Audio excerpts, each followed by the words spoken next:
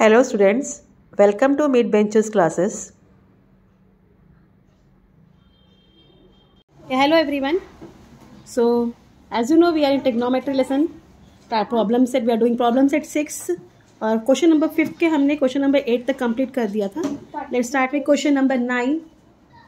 हाँ, तो as it is given tan cube theta -1 upon tan theta -1 is equal to secant theta plus tan theta.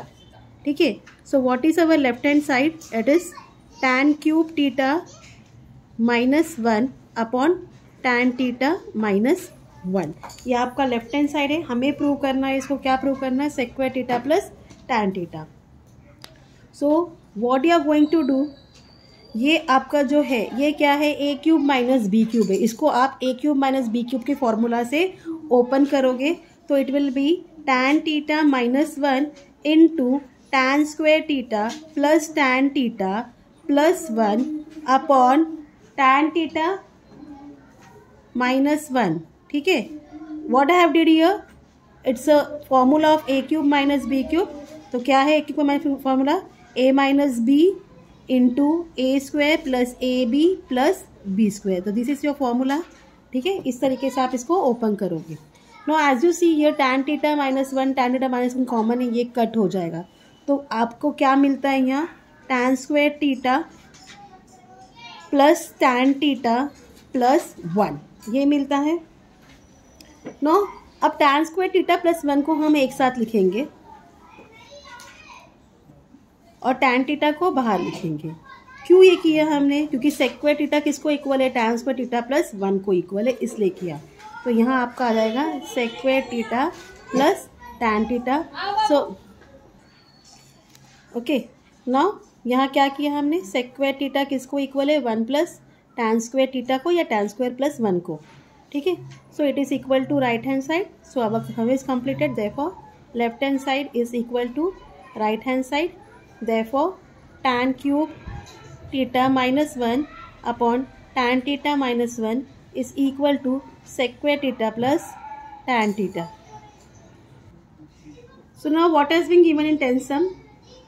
Sin theta minus cos theta plus 1 upon sin theta plus cos theta minus 1 is equal to 1 upon sec theta minus tan theta. ठीक है. So, as you know, sin square theta plus cos square theta किसको equal है? 1 को equal है. और cos square theta किसको equal हो जाएगा? 1 माइनस साइन स्क्वायर थीटा को. ठीक है. सो हम यहाँ ना थियरम और इक्वल रेशियो करेंगे. वो कैसे करेंगे? पहले हम आइडेंटिटी लिख लेते हैं. Sine square theta plus cos square theta is equal to 1. This is what? Identity. Fine. So therefore cos square theta is equal to 1 minus sin square theta. Therefore, cos theta into cos, इसको open करो, cos theta is equal to 1 minus sin theta into 1 plus sin theta. इतना part clear? हाँ. सो अब क्या होगा? Cross multiply करेंगे. ये 1 minus sign यहाँ आ जाएगा. cos theta upon 1 minus sin theta is equal to 1 plus sin theta upon cos theta. ठीक है. सो अब इसको रेसिप्रोकल कर देना. Therefore 1 minus sine theta upon cos theta is equal to cos theta upon 1 plus sine theta. इतना part clear? Now we are going to use by theorem on equal ratio. ठीक है. तो by theorem on equal ratio क्या हो जाता है? 1 minus sine theta upon cos theta is equal to cos theta upon 1 plus sine theta. ये किसको equal हो जाएगा? 1 plus sine theta minus cos theta upon cos theta minus 1 minus sine theta. इतना clear? So therefore cos theta upon 1 minus sine theta is equal to 1 plus sine theta minus cos theta. और नीचे के bracket आप open कर दोगे. Cos theta -1 plus sine theta. ठीक है. अब therefore cos theta upon 1 minus sine theta is equal to, ठीक है, 1 को वहाँ शिफ्ट कर दो, sine theta minus cos theta plus 1 upon sine theta plus cos theta minus 1 से रीअरेंज किया।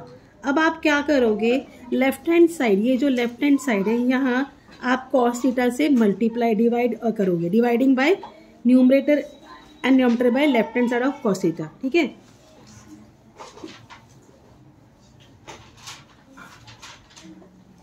Divide left hand side numerator and denominator by cos theta. तो numerator को डिवाइड करना है cos theta upon cos theta, हाँ, upon 1 minus sine theta upon क्या हो जाएगा cos theta is equal to sine theta minus cos theta plus 1 upon sine theta plus cos theta minus 1। ये तो चला गया, ठीक है, ये आपको मिल गया 1, हाँ। तो ये आपको आंसर में क्या मिलेगा, देयरफॉर 1 अपॉन, यहाँ भी ये ऐसे होगा 1 upon 1 divide by cos theta minus sine theta upon cos theta, इस तरीके से लिखो, ठीक है। अब आपको मिल गया 1 अपॉन,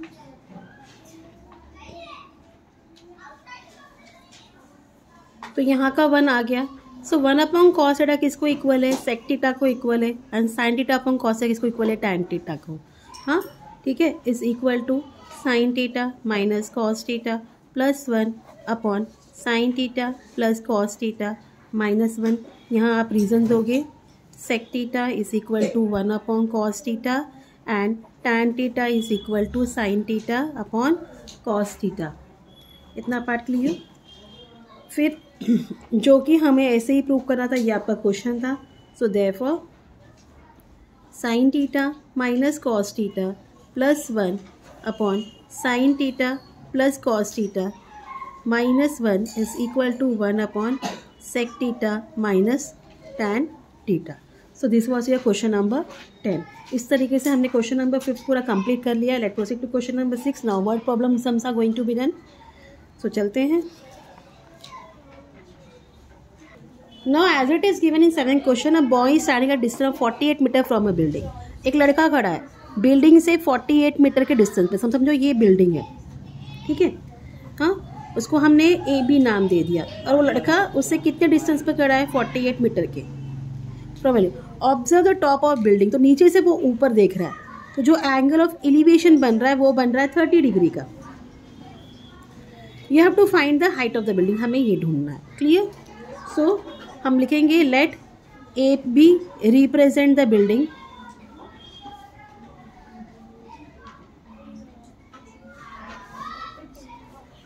पॉइंट सी क्या है, is the position of the boy,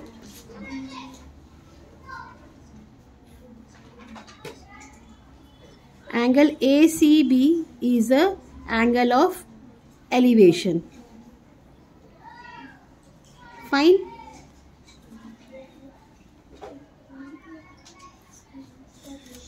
So BC equal to 48 metre, angle ACB equal to 30 degree, ये आपको दिया हुआ है। So now in right angle triangle ABC tan 30 degree is equal to AB upon BC by definition as you know. So tan 30 degree का value है 1/√3 is equal, we don't know what is A B, B C हमारे पास 40 है, यहाँ reason आएगा tan 30 degree is equal to 1/√3। Fine. So therefore A B is equal to 48 upon √3। तो rationalise करना है हमें, 48 अपॉन √3 इंटू √3 अपॉन √3 करेंगे तो हो जाता है 48√3 अपॉन 3 हो जाएगा। तो 3 1 जा 3, 3 6 जा 18, you will get 16√3। So height of the building क्या है, तो राइट, सो आंसर में the height of the building is 16√3 meter. So this is your answer. ठीक है, तो ये आपका क्वेश्चन नंबर 6 था. So from the top of the light house, तो one lighthouse is there. यहाँ टॉप से एक ऑब्जर्वर नीचे देख रहा है, ठीक है, to the ship of angle of depression. कभी भी याद रखो, जब नीचे देखा जाता है तो हॉरिजॉन्टल भी आता है. हाँ, so if the height of the light house की हाइट जो है 100 मीटर है, then find the how the ship is from. तो शिप कितने दूरी पर ये हमें ढूंढना है. तो वी विल टेल कि let A B the light house and C point क्या है, शिप का है. ठीक है, तो एंगल ऑफ डिप्रेशन जो बन रहा है वो 30 डिग्री का बन रहा है. तो इस तरीके से, तो let's start. Will right let segment A B the light house, C is the position of the ship, AD is the horizontal, angle DAC is the angle of depression, and AB क्या है, आपको 100 metre दिया गया है, and angle DAC is 30 degree. This is given to you. So as you know, angle ACB and angle DAC are alternate angle. Alternate angle इसके लिए क्या हो गया, ये भी angle क्या हो गया, 30 degree हो गया. So therefore angle ACB क्या हो जाता है, 30 degree होता है. So in right angle triangle ABC, tan 30 degree is equal to AB upon AC. याद रखना, वर्ड प्रॉब्लम सम में हमेशा tan ही यूज होगा. हाँ, साइन नहीं, कॉज नहीं, हमेशा जो भी फॉर्मूला बनेगा tan 30 डिग्री से ही बनेगा. तो tan 30 degree is equal to AB upon AC.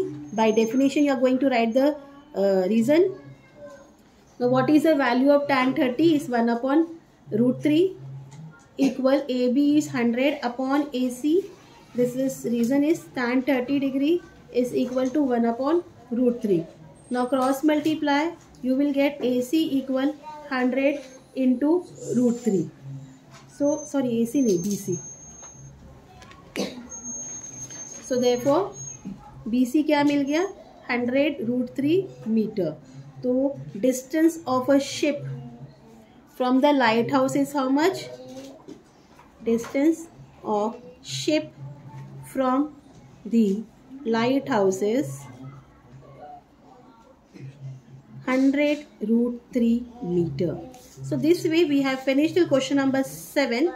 Now tomorrow we will complete this lesson. 3 question रह गए, वो कल कंप्लीट हो जाएगा. Till then please do like, share and subscribe the channel. Thank you for watching. Take care. Bye.